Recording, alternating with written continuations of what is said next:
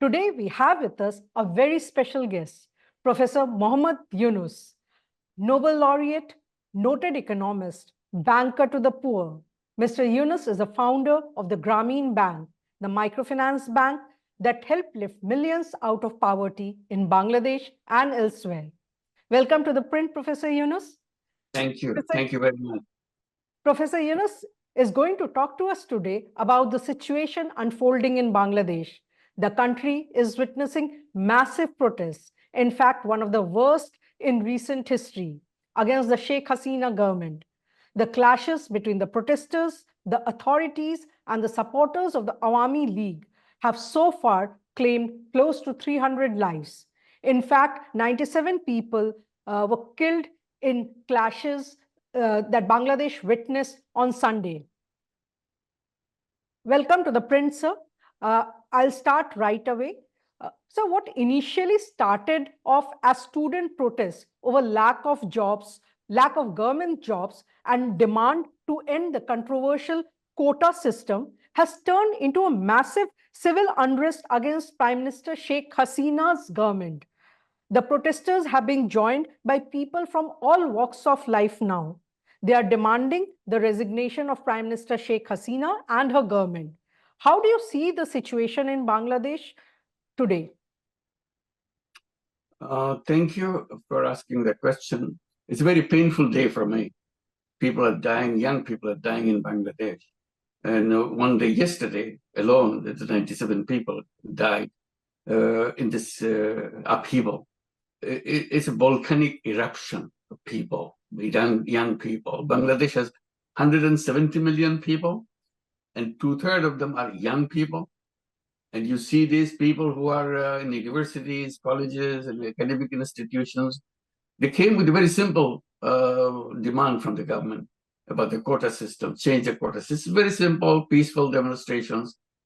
But the government took it in a very wrong way, started attacking them, beating them, killing them, and gradually made it bigger, and support from the people around them. Their parents came in, their friends came in, their citizens came in. It became a huge eruptions right now. And today, I don't think if the Prime Minister Hasina has any wisdom at all left in her, that she would resign right away.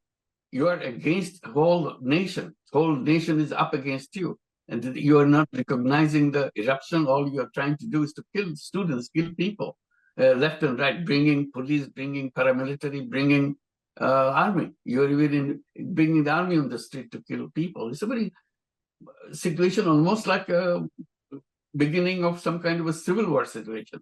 That's what we have to appeal to the world, that please pay attention to us so that we don't have this type of government here to destroy the life of the people in her own country, own citizens, and employing army to do the job for them, police to do the job for them, for the Prime Minister. So this is something that we have to address immediately, because this eruption, volcanic eruption that I'm talking about, if it continues, it will spill over to in the neighborhood. You cannot contain this anger, that pent-up anger. It all began because you destroyed our democracy. You didn't allow these young people to vote in their life. They are supposed to, by this time, they will be voting their first votes and the second vote and the third vote. They have not been allowed to do any vote at all. They have not cast their vote. There's no democracy in the country for many years, for 15 years. And this pent-up anger that was accumulated, now this is the expression of that. So if she has any sense at all, instead of destroying people, she will just submit to the people, say that, yes, I'm submitting, and let there be democracy, let there be caretaker government hold an election right away. Right. Professor Yunus, my second question is a follow-up to your first answer. So many in Bangladesh, in the academia and in the civil society, are saying that the protest that the country is witnessing today has been a long time coming. Is that the case? And if so, why? Because the fact also remains that, Bangladesh is one of the fastest growing economies in the world. The per capita income has tripled in the last decade. So why this massive discontent? What went wrong? A very simple thing. You took away their right to vote, select your own representatives. So all the anger that they accumulated could not be expressed in any political way. So that came out as just a simple demand for quota changes. Immediately caught up because the government behaved the same way, attacking them rather than listening to them, because they are not in a listening mood at all. Only one person in the country decides everything. Her word is the law. Her word is a verdict from a court. Oh, everything is her word. Nothing is communicated to her about the need of the people, what they want, what they need. There's no election at any place, not only the national election, any election. She decides who will be running what kind of thing. So that became something unbearable. Now people got the opportunity to express that, and you cannot stop that anymore. It will continue, but this stupid government is still not coming up with the resignation and then take the country, move the country forward. So need of the hour right now is for the Prime Minister to resign immediately and let the caretaker government be in place and hold the election. And this is part of our constitution. She removed it from our constitution to make sure such a caretaker government never takes place. This actually, she is the one who demonstrated for the inclusion of this caretaker government in the constitution, which was done. And now, the first time she got an opportunity, she removed it from the constitution. So we go back to that and hold an election. That's the only solution. Democracy is the only solution to Bangladesh. So basically, the current unrest, what you're saying, that Bangladesh is witnessing, is fueled by a larger socio-economic issue that the people in Bangladesh are facing. Rampant corruption, shrinking of space for democratic activities, stifling of dissent. So it's a larger socio-economic issues that has led to the current unrest. You will not believe the type of corruption we have developed in the country. Head of the army came out, found out that they accumulated so much wealth by corruption. And he had the sanction from the United States, and still nothing happens to him. Then head of the police, it's an ugly kind of wealth he's accumulated. Everybody has a detailed description of the wealth he has accumulated while he is still the chief of the army, chief of the police. So you go to tax department, you go to any department, kind of corruption, level of corruption, type of corruption, it makes you feel sick that this is a country you call an independent country trying to solve the problem of the people.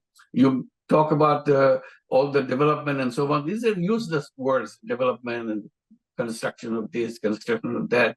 Construction doesn't make people's life a better life for them. If they have no security, no future, their young people get killed by their own police, by their own army.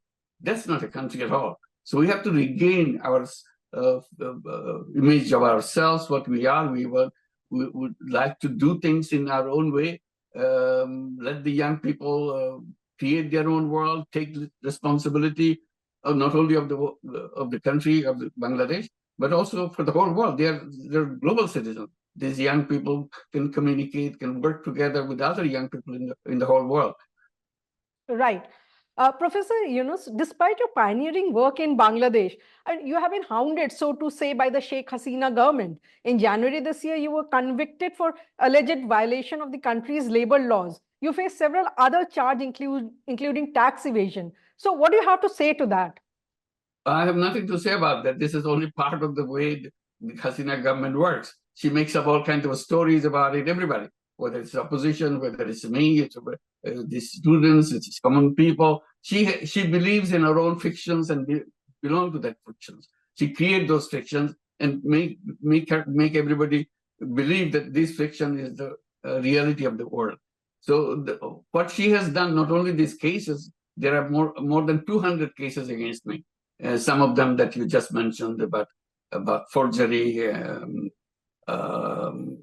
money laundering, and all kinds of things. Any ugly things that you think about, she has leveled against me.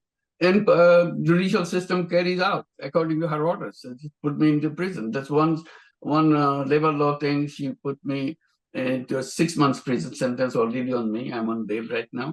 And there's another one with the forgery and other things, money laundering, etc. This will be a life imprisonment. So court obligingly will give the life imprisonment to me. That is guaranteed.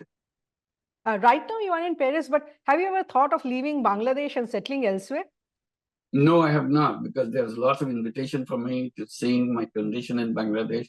Many generous people, governments invited me to stay in their country and do everything that I do around the world. They'll provide all the support to me. I said, I'm not going to leave my country because I worked here all my life. This is where my everything is devoted to. I have devoted myself to, and a lot of the other people, my friends, my colleagues, work together from the day one to until now. You can take me to someplace else. What happens to all those people who are working? The moment I leave the country, everything that I did is destroyed. People who are working with me will be in prison and saying that these are criminals. We want to punish them. These are ill-gotten money for the companies, so we take over those companies. These companies belong to somebody else. Because these are big companies we created in our work, like Grameen Telecom, for example. It owns 30% of the share of the Grameen Phone, which is the largest telecommunication company in the country. It's a very attractive thing for their corruption to distribute among themselves. This is what they are looking at. So attack on me is just a kind of scenario they create for themselves to grab everything that we have. Yeah, it's also very ironical, sir, because Prime Minister Sheikh Hasina was once a big supporter of the microfinance system pioneered by you in Bangladesh. But now she has ended up becoming one of your fiercest critics, calling you a bloodsucker of the poor. So how did things come to such a pass? She was not, I wouldn't say big supporter. She went along. We invited her to join us in first our microcredit summit in Washington, D.C. in 1997. She accepted our invitation. She came to Washington. She says nice thing about microcredit. That's about it. For the microfinance summit in Washington, D.C. Right. In 1997. Yeah. So we invited her to come to join as a guest of this conference, because this is a global conference. We invite a lot of other global leaders there. So we wanted to make sure Prime Minister of Bangladesh participate in it. She just got elected at that time. So it was nice. She accepted that. So she didn't have anything against us at that time. So she says nice words and so on. But very soon she changed completely. But sir, many say that the falling out happened because of your political ambitions. Back in 2007, when Sheikh Hasina was in jail, you had floated a political platform, the Nagorik Shakti. Is it because, you were seen as a political rival that she went against you? Well, that was something that people were kind of pressuring me to create a political party. There was no political party functioning at that country at that moment. So under that pressure, I finally agreed, okay, I'll create a political party. So I even named the political party Nagorik Shakti. But those conversations that I had was only 10 weeks. After 10 weeks, I said, no, I'm not the kind of person who would like to be in politics. Politics is not my cup of tea. So I quit. I'm not there. So that 10 weeks, 10 weeks of, I never created that. It was only an intention of creation. Cannot be a crime that I committed that she has to pursue me for the rest of her life. But now, sir, the way the situation is unfolding in Bangladesh, are you open to joining politics now? No, not at all. I'm not a political guy. I make it very clear. I do things which I enjoy doing it, and I don't want to create any trouble for anybody else. If people don't like it, I don't do it. If they like it, I do it. It's a kind of inspirational work, and try to get the young people to see the future that have. I always tell that our country should be run by young people. Why should the old people in politics? Because old people have very old ideas, which doesn't work at all. We need to create a new world. A new world should be created by the young people. So that's my team. Because I'm an old person. I'm 84 years old. I cannot go beyond and say, now I run the country. I don't do that. And I'm not the kind of guy to remove these young people and kind of take their position to run the country. So I would encourage the young people to take their leadership and run the country, not only in Bangladesh, or in all our SAARC countries, everywhere. Is the young people of a completely new generation. We misunderstand them. They have so much to contribute, so much to do, given the opportunity, but our older generation is sitting tight, occupying everything else, not letting this happen. We have to create a completely new world. That's our challenge, and these young people want to take that challenge, and they have the capacity to take that challenge. This is not a kind of a snail space that we go. They can do in a fantastic speed and completely new framework of life that they can create for us, all of us. So I encourage the young people to take charge of the country. Okay. So how do you see India's response to the unrest in Bangladesh? Very poor, very upsetting. I was said it many times. I'm very, very disappointed. Why They so? just say that because they said this is their internal affair. I said, well, your neighbor's house is burning, and he said this is their internal affair. When our elections are held, you rush to make sure that the election is held according to their wishes and manipulate everything and doing that. And all these elections took place because India was very eager to make the result according to their choice. So you do that kind of thing very, very eagerly and very actively. You do that. But when it comes to student demonstration, you said this is their internal affair. The whole country, as I said, is in volcanic eruption going through. People are being killed. Young people are being killed.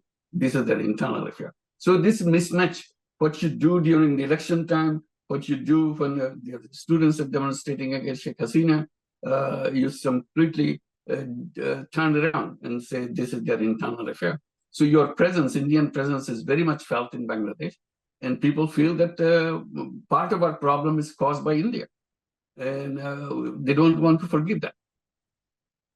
Okay.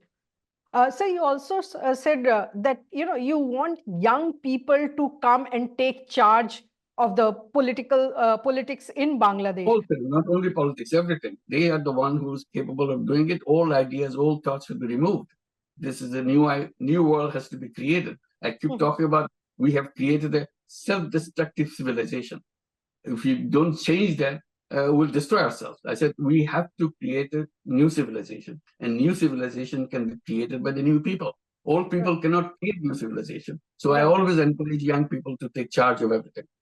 But in case of Bangladesh, so is there a new political formation that is taking shape, which is?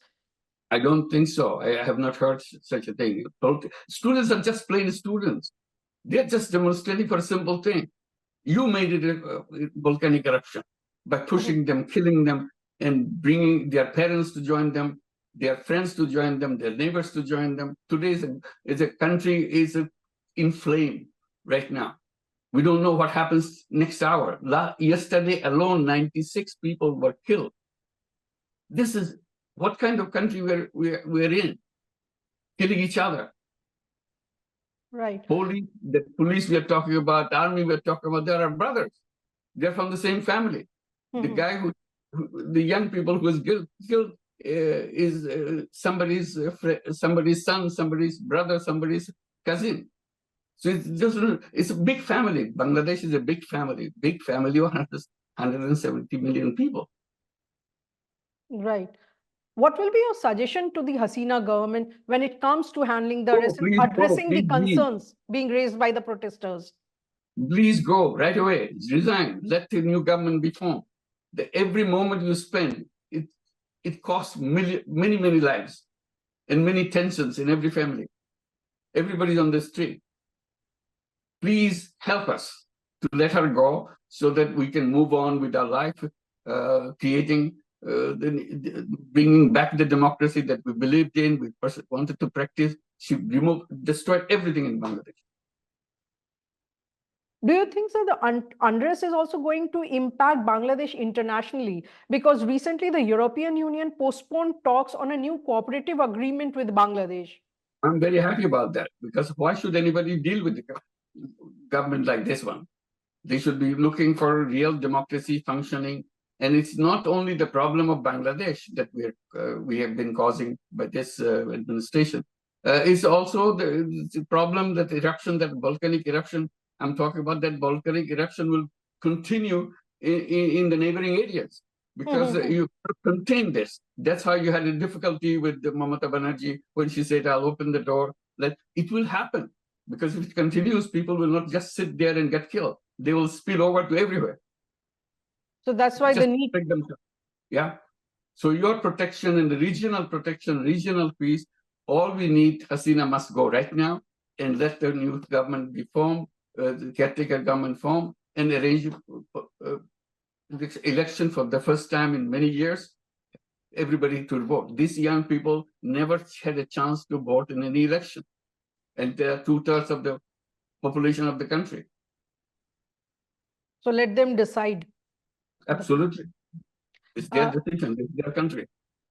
So Prime Minister Sheikh Hasina has been blaming the opposition Bangladesh Nationalist Party, the Jamaat-e-Islami, for the violence. She's saying that it's a sabotage where terrorists are involved. So what do you have to say to that? Then everybody's a terrorist then. If they are demonstrating, they are doing it. You saw the demonstrations everywhere. People are just like ants all over the place and screaming, shouting to let her go. So if you say whole country is a terrorist, whole country is Jamaat, whole country is BNP, whole country, they make up fictions after fictions. This government, particularly the Prime Minister herself, very good in creating fictions. She doesn't believe in reality of the situation, reality of the life of the people, reality of the country, nothing. She has no sense of understanding that. So from 1971 liberation war to now, Bangladesh had come a long way. And this is perhaps one of the biggest unrest since then. So how do you see this? What is the way out? Our unrest is very clear because you didn't allow us to participate in this process. You are busy building roads, you are busy building bridges, rather than people, what people are doing. So you make out your own fiction that yes, the country is progressing, country is doing that or that. When all these people, young people are killed, she goes and cries in the television station showing the country that government property is destroyed. She doesn't care that so many young people have been just killed a few hours back. And you are crying, shedding your tears just for the few buildings have been burned. And that is also not clear who burned it. She says it's burned by the Jamaat. Everything is done by Jamaat. Everything is done by BNP. Everything is done by terrorists. And many people think that she actually burned all these things herself to make a case because she has to create a fiction. Right. The Bangladesh government is also saying, sir, that they have reached out to the protester. They are trying to, they are asking them to come and talk, to negotiate. But the protesters have not relented. They are unequipped. He's there to negotiate with the person who doesn't believe in anything. She only thinks she does is fictions. Right. With this, we come to the end of this interview. Thank you so much, sir. And here's wishing that Bangladesh normalcy is restored in Bangladesh. Please do something for us. Let the world know what is happening in Bangladesh. Please save our young people in the country. Save our people in the country. Every day, people are being killed by our own soldiers, our own police. They don't feel good about it at all. But they are being ordered to do something and kill people. What kind of government you have which decides to kill its own people instead of protecting people's life? That's the first responsibility of any government, protecting the life of the citizens. She decided to kill the people. Thank you very much. Thank you, sir. Thank you so much. Thanks a lot.